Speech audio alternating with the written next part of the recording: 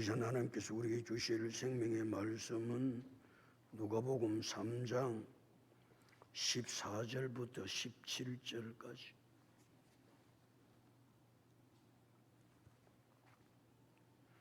누가복음 3장 14절부터 17절까지 우리 함께 합독합니다. 군인들도 물어 이르되 우리는 무엇을 하리까? 이르되 사람에게서 강탈하지만 거짓으로 고발하지만 받는 급료를 족한 줄로 알라 하니라. 백성들이 바라고 기다림으로 모든 사람들이 요한을 혹 그리스도신가 심중에 생각하니 요한이 모든 사람에게 대답하여 이르되 나는 물로 너희에게 세례를 베풀거니와 나보다 능력이 많으신 이가 오시나니 나는 그의 신발끈을 풀기도 감당하지 못하겠노. 그는 성령과 불로 너희에게 세례를 베푸실 것이요 손에 키를 들고 자기의 타작마당을 정하게 하사 알곡은 모아 곳간에 들이 죽정이는 꺼지지 않는 불에 태우시리라. 할렐루야. 여사님 인사합니다. 잘 되고 있습니다. 잘 될 줄로 믿습니다. 기도하고 순종하면 더 잘 됩니다. 오늘은 인생 최고의 날입니다. 인생 최고의 축복은 예수 믿는 것입니다. 할렐루야. 요한이 무리에게 이미 도끼가 나무 뿌리에 놓였으니 좋은 열매 맺지 아니하는 나무마다 찍혀 불에 던져지리라. 이미 도끼가 나무 뿌리에 놓였다는 겁니다. 도끼를 왜 나무 뿌리에 놓지요? 내가 너무 어려운 질문을 했나? 왜 도끼를 나무 뿌리에 놓느냐고요? 찍어버리려고 놓는 거예요. 이미 도끼가 나무 뿌리에 놓였다 그랬어요. 그 말은 하나님의 심판의 임박성을 말씀하고 있습니다. 하나님의 심판에 임박했다. 다른 말로 이야기하면 예수님의 재림이 임박했다는 겁니다. 여러분 예수님의 재림이 임박한 줄 아세요? 아무런 감각이 없어요. 예수님의 재림이 임박했다. 이미 도끼가 나무 뿌리에 놓여 있다고 그랬어요. 하나님의 심판이 임박했습니다.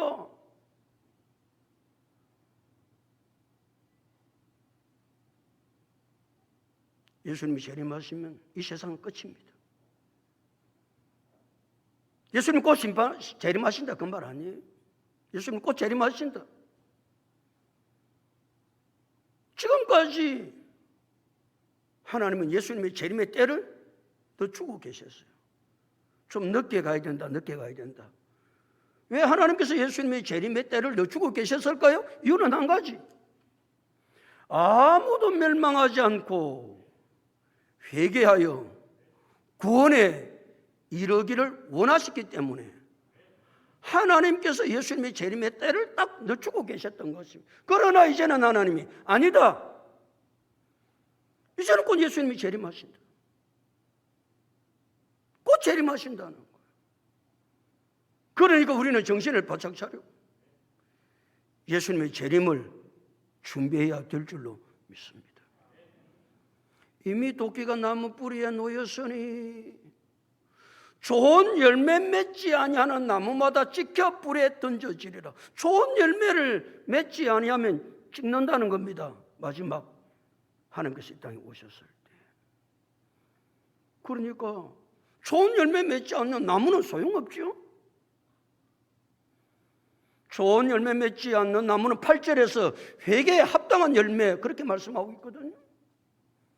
그래 나무는 열매를 맺어야 되는 거예요. 수천 그루가 있으면 무슨 소용이 있어요?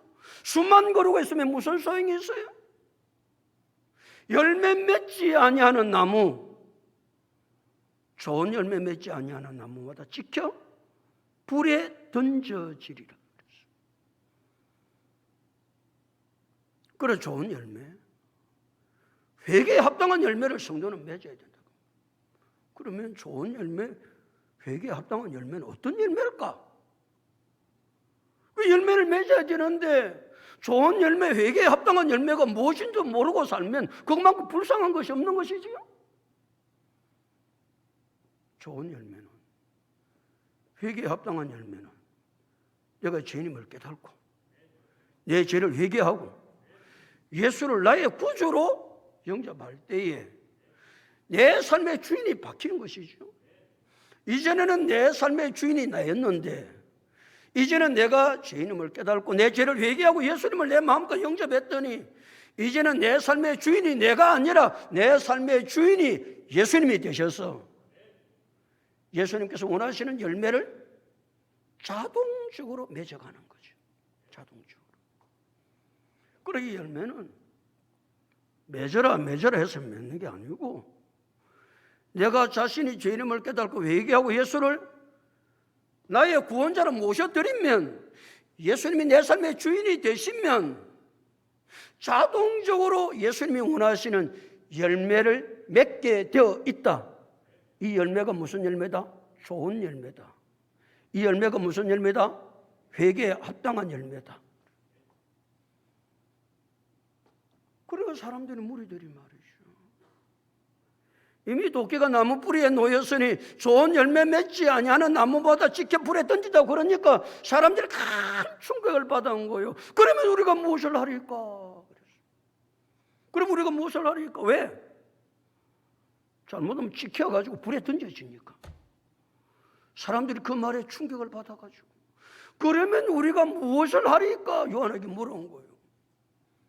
그리고 요한은 그 창에 말하지 않았습니다. 옷 두 벌 있는 자는 옷 없는 자에게 나누어 주면 돼. 내가 옷을 두 벌 가지고 있습니다. 그런데 옆에 사람은 옷이 없습니다. 그럼 옷 두 벌 있는 것을 옷 없는 자에게 한 벌 나누어 주는 것이 하나님의 사랑이고 그것이 이웃 사랑이고 그것이 좋은 열매를 맺는 것이다. 그렇게 말씀하고 계시는 거예요. 그러니까 여러분, 예수를 나의 구주로 믿으면 자연적으로 누구에 관심이 가지나 맨날 내라고 하던 인생이 이웃에게 관심이 가져집니다. 아, 이웃이 헐벗고 사는 것은 없나? 이웃에 대한 관심이 가고 이웃을 사랑하게 됩니다. 이웃에게 내가 가진 것을 나누기 시작합니다. 그것이 누구의 마음이다? 예수님의 마음이고 하나님의 마음이다. 여러분 속에 하나님의 마음이 있습니까? 하나님의 마음을 가진 것이 무슨 거창한 일을 하는 것이 하나님의 마음을 가진 것이 아니고 좋은 열매를 맺는 것이 아니고 내가 가진 것 없는 자에게 나누는 것이 하나님의 사랑이요 이웃 사랑이요. 여러분 얼마나 나누고 있습니까? 얼마나 나누는 삶을 살고 있습니까? 무조건 전부 다 내가 엉켜져야지. 이건 내 것이지. 이것도 부족한데 뭘 남에게 나누어 주느냐고. 옷 두 벌 없습니까? 먹을 것이 있는 자도 네가 먹을 것이 두 개 있으면 먹을 것이 하나도 없는 사람에게 네가 가지고 있는 먹을 것을 하나 나누어 주는 것이 이웃 사랑이요? 하나님 사랑이다.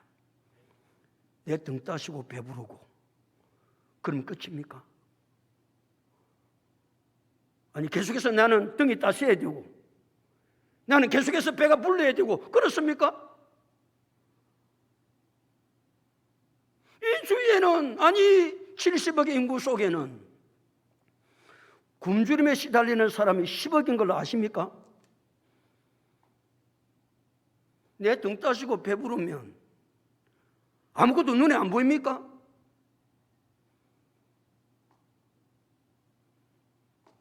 하나님은 요한을 통해서 말씀하십니다. 좋은 열매를 맺지 아니하는 나무마다 지켜 불에 던져진다. 좋은 열매는 뭐냐? 내가 가지고 있는 자그마한 것들을 이웃을 행해서 나누는 것이 하나님의 사랑이고 이웃 사랑이고 주님이 원하시는 뜻이다. 이것이 좋은 열매를 맺는 것이다. 좋은 열매 맺읍시다. 좋은 열매 맺는 것은 어렵지 않습니다. 돈 수십억을 드리라고 하지 않습니다. 여러분 생명 내놓으라고 말씀하시지 않습니다. 그러니까 말이죠. 세리들도 큰 충격을 받아요. 세리는 세금을 징수하는 자들인데, 이 세리들은 유대 사회에서는 창기, 매국노, 손가락질을 당하는 자들입니다. 창기라고 매국노라고. 이들도 양심은 있으니까 우리가 요한에게 와가지고 세례는 받아야 안 되겠냐? 요한에게 세례를 받으러 나왔어. 큰 충격을 받았던 세리들도 선생이요, 우리는 무엇을 하리까? 그때 요한이 말합니다. 부가 된 것 외에는 거두지 말라. 세금 내지 말라. 세금은 내야 합니다.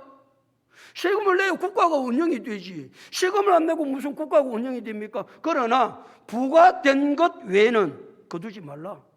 부가 된 것만 거두어라. 부가 된 것만.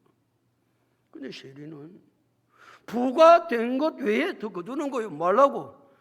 자기 배 채우려고. 자기 배를 채워야 되니까. 10만 원 거두려고 하면 11만 원 거두어가지고 10만 원은 부가 된 거니까 국가에 내고 만 원은 자기 입마에 포켓하고, 만 원 거두어야 될 거 10만 원 거두어야 될 걸 12만 원 거두면 이웃이 가슴 아픕니다. 세금 내는 사람은 기가 찹니다. 비천하게 됩니다. 힘들고 어렵습니다. 그 일은 하지 말라. 내가 아무리 배부르고 덩싸시게 되는 일이 있다 할지라도 이웃에게 손해를 주고 이웃을 힘들게 하는 일은 하면 된다 안 된다? 안 된다. 이것은 그리스도의 사랑이 아니다. 이웃을 사랑하는 것이 아니다. 그러니까 좋은 열매를 거둔다는 말은 내 욕심을 버리라는 겁니다. 좋은 열매를 거두려면 내 욕심을 버리지 아니하면 절대 좋은 열매를 거둘 수가 없다. 사랑하는 성도 여러분, 좋은 열매를 맺는 것, 회개에 합당한 열매를 맺는 것은 그렇게 어려운 일이 아닙니다. 하나님은 우리에게 할 수 없는 어려운 일을 맡기신 적이 단 한 번도 없습니다. 옷 두 벌 있는 자는 옷 없는 자 한 벌 나누어주면 돼. 떡이 2개 있으면 떡 없는 사람 하나에게 나누어주면 돼. 나눔이 좋은 열매를 맺는 것이야.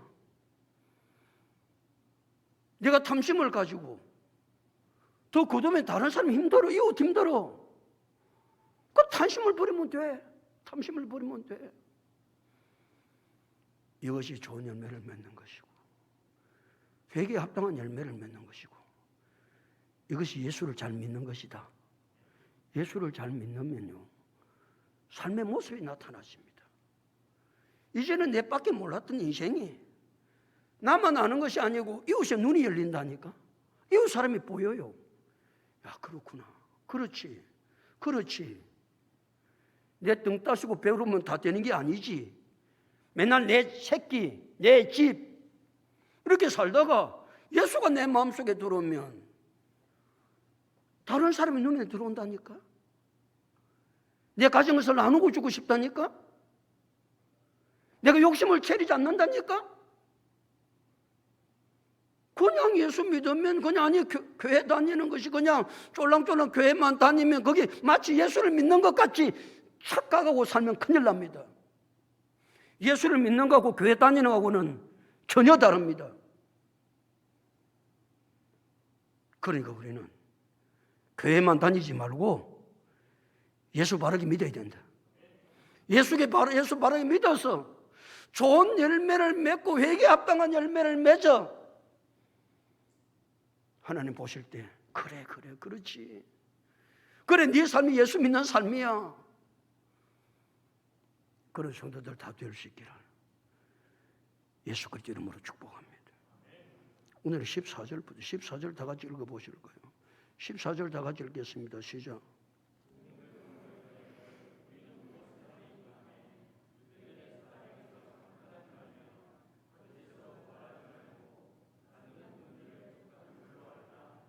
세린만 그런 것이 아니고 누구도 군인들도 물어 이러되 우리는 무엇을 하면 되겠습니까? 우리는 무엇을 하리까? 그러니까 요한이 가르쳐 주는 거예요. 뜬구름 잡는 것이 아니고 세리는 세리대로, 일반 백성은 일반 백성대로, 군인은 군인대로 구체적으로 어떻게 삶을 사는 것이 좋은 열매를 맺는 것인가를 신앙생활은 뜬구름 잡는 게 아닙니다. 신앙생활은 디테일합니다. 구체적입니다. 하나님 우리에게 언제나 말씀하실 때 구체적으로 말씀하시지 그냥 두리뭉실하게 구렁이 담 넘어가는 식으로 그렇게 말씀하시지 않습니다. 그 당시에 군인들은 이게 로마 군인을 말하는 것이 아닙니다. 유대인들은 로마 군인도 될 수가 없습니다. 그러니까 이제 로마 군대를 유대 나라에 파송을 해가지고 이제 로마가 유대를 지배하고 통치하려고 하는 거잖아요. 그러나 치안 같은 것은 군인 가지고는 모자라는 거예요. 그리고 유대인들을 뽑는 거예요. 유대인들을 뽑아가지고 유대 사회의 질서를 지키고 하는 일을 이 사람들에게 맡겼는데 지금 말하면 경찰 같은 그런 어떤 일을 유대인들에게 맡긴 거예요. 유대인들에게. 그러니까 뭐 사회의 질서가 어지럽고 뭐 난동을 부리고 그럴 수 있잖아요. 그러면 누가 출동하는 이 경찰 군인들은 그 다음에 출동하고 경찰관들이 이 유대 군인들이 나와서 이 질서를 다 잡는 거예요. 그 다음에 세금을 거둬요. 세금을 거두러 가면 이 부과된 세금도 안 내려고 배 내미는 사람이 많잖아요. 그러면 딱 군인들이 그 당시에 칼을 차고 가고 부과된 세금은 내야지. 그걸 안 내려고 그러면 어떡해? 그러니까 이제 겁이 나가지고 이제 세금도 내고 그 다음에 성전. 유대인들은 주로 삶이 성전 중심이니까 얼마나 유대인들이 성전에 많이 모입니까? 그래서 성전에도 질서가 있어야 되고 예배가 잘 드려져야 되니까 뭐 배 타고 엉뚱한 소리 하는 인생들이 있으면 다 잡아가는 거예요. 이 일을 군인이 하는 거예요. 이 유대 군인들이. 그러니까 그 당시로서는 이 유대 군인들이라 하는 것이 권력이 막강했죠. 뭐 사회 질서를 세우고 세금 안 내는 자를 혼내가지고 세금 내게 하고 성전 경비를 담당하게 하고 이제 그런 일들을 하는 거예요. 그런 일들을 하면서 이 인생들이 어떻게 했는가? 그 다음에 보면 세 가지를 못하게 하거든요. 세 가지를 이야기를 했는데 14절 다시 군인들도 물어 이러되 우리는 무엇을 하리까 하며 이러되 세 가지를 말합니다. 첫 번째, 사람에게서 강탈하지 말며, 두 번째, 거짓으로 고발하지 말고, 세 번째, 받는 급료를 족한 줄로 알라. 세 가지를 딱 요구합니다. 사람에게서 뭐 하지 말래? 강탈하지 말며. 강탈은 뭡니까? 이제 세금을 이제 받는 급료에 이제 그대로 이제 부과된 것만 내면 되는데 이들이 이제 더 세금을 거둬가지고 세리들이 더 많이 거뒀잖아요. 10만 원인데 12만 원 거두면 안 내려고 그러면 이제 경찰들이 폭력을 휘둘러 가지고 공권력을 가지고 이 세금을 내게 하면 그러면 세금을 거두어 가지고 반반씩 나누는 거예요. 12만 원 거두었으니까 그래 네 만 원 하고 경찰 만 원 하고 그래 자기들의 배를 채우는 거예요. 자기들의 배를 욕심을 채리는 것이죠. 사람에게서 강탈하지 말며 이것도 욕심 부리지 마 그 말입니다. 사람은 끊임없이 욕심이 부리거든요. 좀 더 가지면 좀 더 가지고 싶거든요. 욕심 부리지 마. 그 다음에 두 번째 뭐 하지 말라고 했습니까? 거짓으로 고발하지 말고 이제 공권력을 가지고 있으니까 뭐라 하면 이때는 이제 말을 찌어내가지고 이 사람을 가난한 사람, 힘없는 사람을 이제 고발을 하는 거예요. 이제 고발을 하면 이제 신문을 받아야 되고 어려움을 당하니까 힘없는 백성들은 돈 10만 원 봉투에 넣어가지고 한 번만 봐달라고 그러면 눈 감아주면 안 되겠냐고. 그러면 눈 감아주는 거예요. 그것도 뭐 때문에 그렇다? 자기 욕심을 채우려고. 힘없는 백성들을 거짓 고발을 하는 거예요. 그렇게 하면 되겠습니까? 그러니까 이 군인들도 세리들도 군인과 세리만 그런 것이 아니고 대부분의 모든 사람의, 아니 이 세상의 죄의 근원, 죄의 출발은 어디에서 출발한다? 욕심에서 출발합니다. 탐심에서 출발합니다.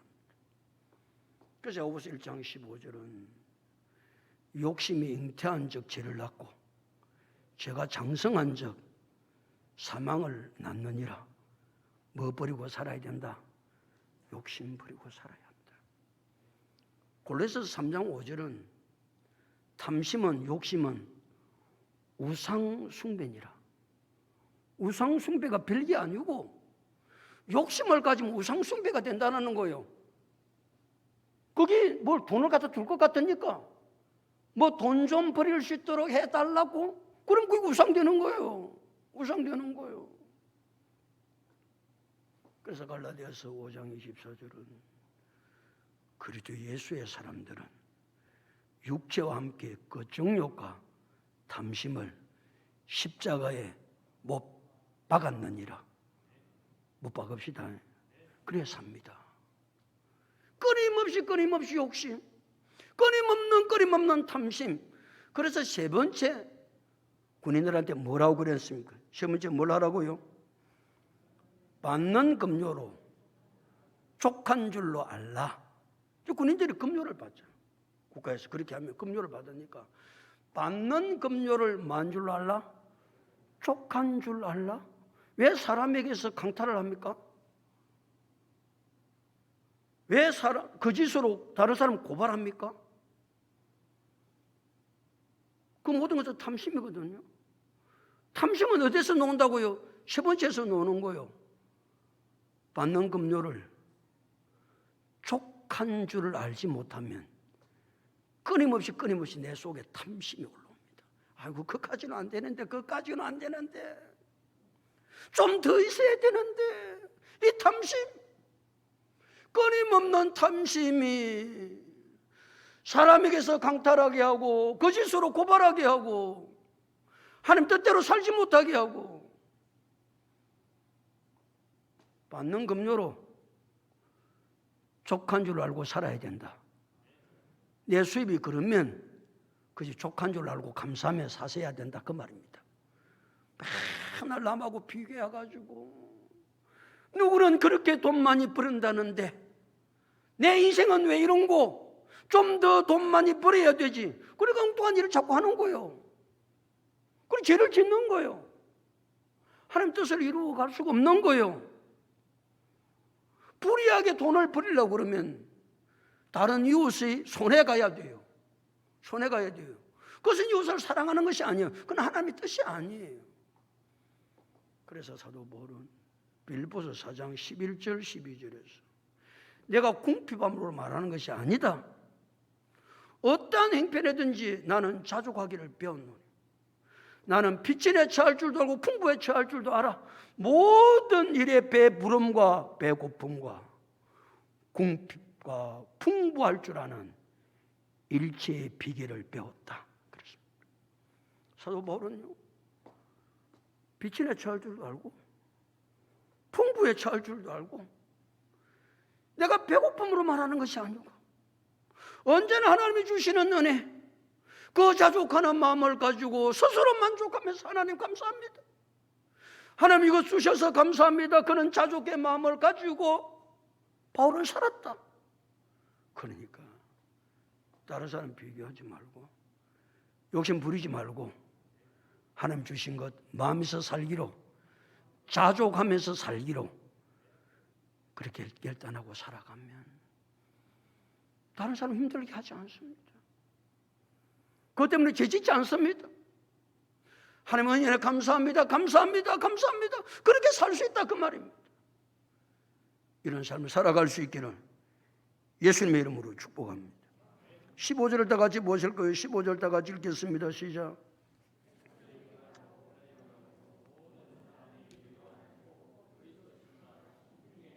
백성들이 바라고 기다리는 것은 그리스도입니다. 유대인들은 얼마나 바라고 기다리는 우리 그리스도를.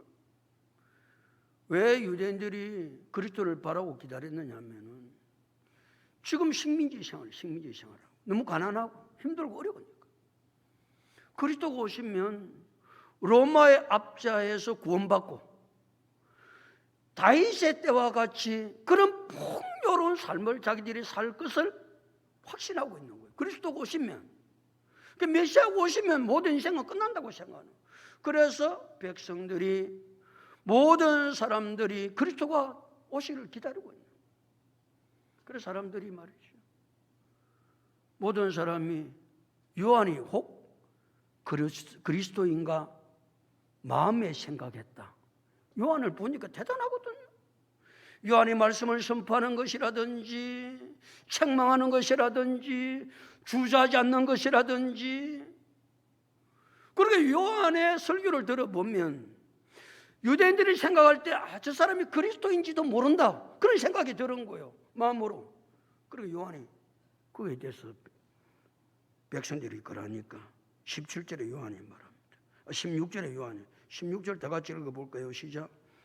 요한이 모든 사람에게 대답하여 이르되 나는 물로 세례를 베풀거니와 나보다 능력이 많으신 이가 오시나 나는 그의 신발끈을 풀기도 감당하지 못하겠노. 그는 성령과 불로 너희에게 세례를 베푸실 것이요. 요한이 모든 사람에게 한마디로 말합니다. 나는 그리스도가 아니야. 내가 그리스도라고 생각하지 마. 생각하지 마.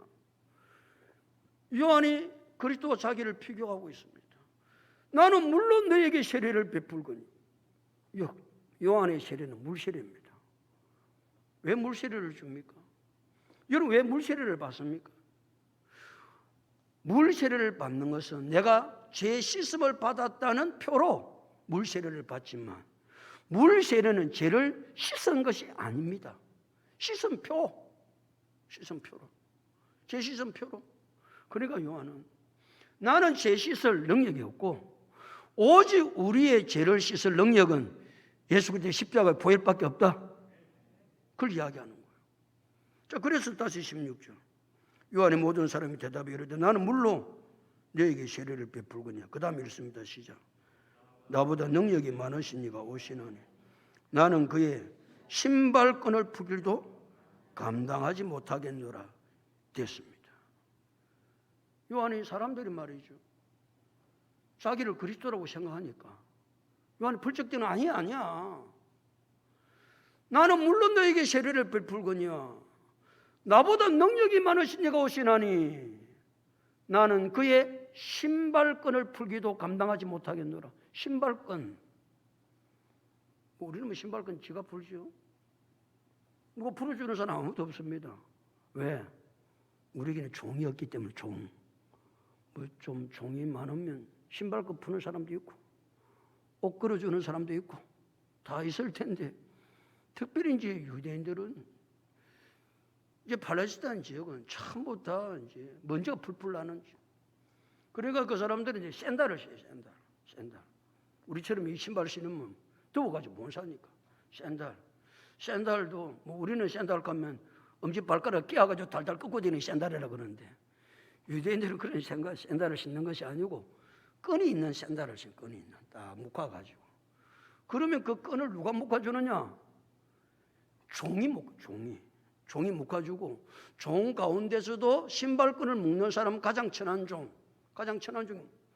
그러니까 밖에서 이제 주인이 막 일을 보고 집에 딱 들어오면 문 앞에 딱 기다리고 있다가 이 신발끈을 메어주고 푸는 이 종이, 주인이 오면 신발끈을 풀어서 발을 씻겨주는 거예요. 신발끈. 그것은 종 중에서 가장 천한 종이 하는 일이에요. 그럼 요한이 무슨 말을 하는 겁니까? 내가 그리스도와 너희 비교하면 안 된다. 나는 그리스도와 비교하면 뭐보다도 못한다. 천한 종보다도 나도 못한 사람이야. 그런데 어떻게 나를 그리스도와 비교를 할 수 있어? 비교 불가. 절대 비교하면 안 돼. 왜 비교하면 안 되는가? 그 다음에 또 설명하고 있습니다. 못하겠노라. 그 다음에 읽습니다. 시작. 그는 성령과 불로 너희에게 세례를 베푸실 것이요. 요한은 무엇으로 세례를 베풀었다고요? 물로 너희에게 세례를 베풀었다. 나 뒤에 오시는 이는 나보다 능력이 많으시는데 그분은 성령과 불로 너희에게 세례를 베푸실 것이요. 그 무슨 세례를 베풀겠다는 겁니까? 성령 세례, 불 세례를 베풀겠다는 겁니다. 자, 물을 가지고도 사람이 피가 있으면 피를 씻을 수는 있어요. 뭐 옷에 먼지가 있으면 먼지를 정하게 할 수는 있어요. 그럼 완전히 인간의 죄, 우리 내면 속에 있는 죄는 물 가지고 씻을 수 있는 것이 아닙니다. 우리의 죄는 성령과 불로만 씻을 수 있다. 정하게 할 수 있다. 그것이 무엇이다? 예수 그리스도의 십자가의 보혈이다. 그래서 요한일서 1장 7절은 그 아들 예수의 피가 우리를 모든 죄에서 깨끗하게 하실 것이요. 그 아들 예수의 피가. 그러니까 요한은 백성들이, 모든 사람들이 요한이 혹 그리스도가 아닌가 심중에 생각할 때에 요한은 거절합니다. 아니다. 나는 그리스도와 절대로 비교할 수 없다. 그분은 성령과 불로 우리의 모든 죄를 정하고 깨끗하게 하실 수 있다. 그 다음에 그리스도가 어떻게 할 것인가? 무슨 일을 할 것인가? 17절에 설명하고 있는데 17절 다 같이 읽습니다. 시작.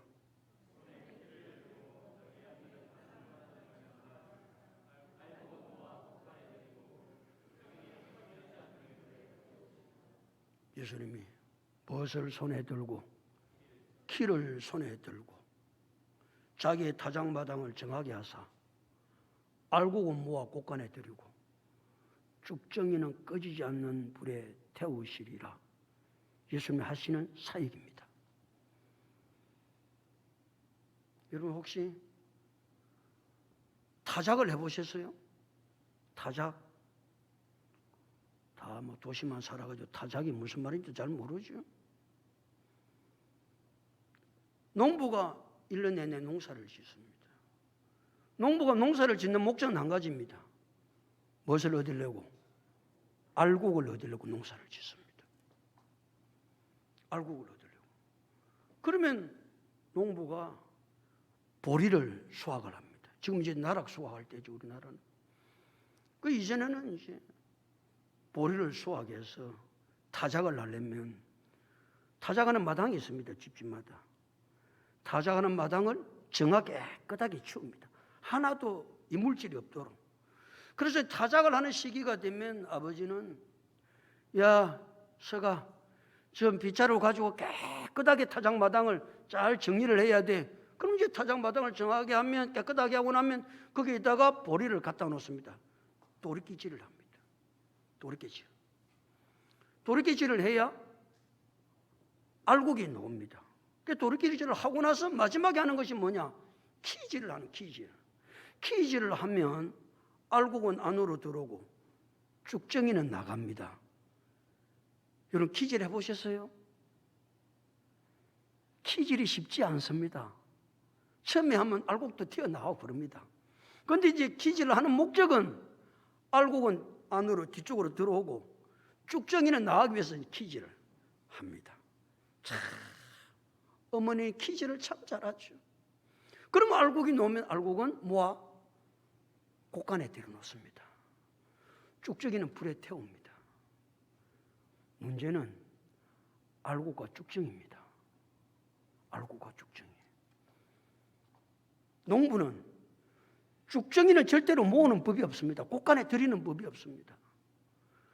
무엇만이 곳간에 들이느냐? 농부는 알곡만 들입니다.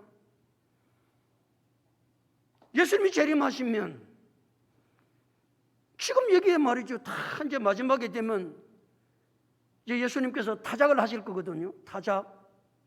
왜 타작을 하느냐? 알곡과 쭉정이를 구분하기 위해서 타작을 하는 거예요. 지금은 미안하지만 여러분이 알곡인지 쭉정인지 잘 몰라요. 아무도 모릅니다. 오직 뭘 해봐야 알 수 있다? 타작을 해봐야 할 타작을. 타작을 합니다. 도리깨질로. 도리깨질로 하면 말이죠. 그 도리깨질에 의해서 알곡은 탁탁탁 튀어나옵니다. 쭉정이도 구분이 됩니다. 키질을 합니다.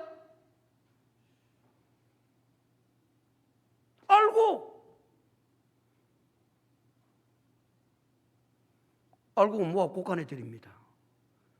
쭉정이는 성경에 뭐라고 말씀하고 있습니까?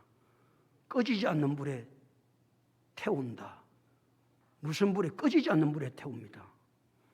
우리가 타작을 하면, 타작은요, 불살질을 뿌리면 그냥 쭉정이는 타고 없습니다. 그런데 여기에 문제는, 쭉정이는 뭐 하지 않는 불에 태운다고요? 꺼지지 않는 불에 태웁니다. 그 불은 꺼지지 않습니다. 여기 심각한 문제가 있는 거예요. 쭉정이가 되면 영원한 불심판 받습니다. 영원한 족행벽에 들어갑니다. 그러니까 우리가 예수를 제대로 믿어야 된다 그 말입니다. 알곡이 무엇입니까? 회개에 합당한 열매, 좋은 열매를 맺는 것입니다. 그 알곡은 누가 믿는 것입니까? 예수를 나의 구주로 믿는 사람이 맺는 열매가 알곡입니다. 교회 나오면 다 예수 믿는 것처럼 보이죠. 우리는 잘 모릅니다. 근데 마지막 때가 되면 그 사람이 예수를 믿는 사람인지 안 믿는 사람인지 하나님이 예수님을 통해서 타작마당에서 타작을 해가지고 퀴즈를 하면 확실하게 구분됩니다. 그때는 이미 때가 늦습니다. 예수님 마태복음 25장에서도 그런 말씀 나왔어요. 내가 마지막에 와서 양의 무리와 염소의 무리를 나눈다. 양의 무리는 오른쪽, 염소의 무리는 왼쪽에 둘 것이다.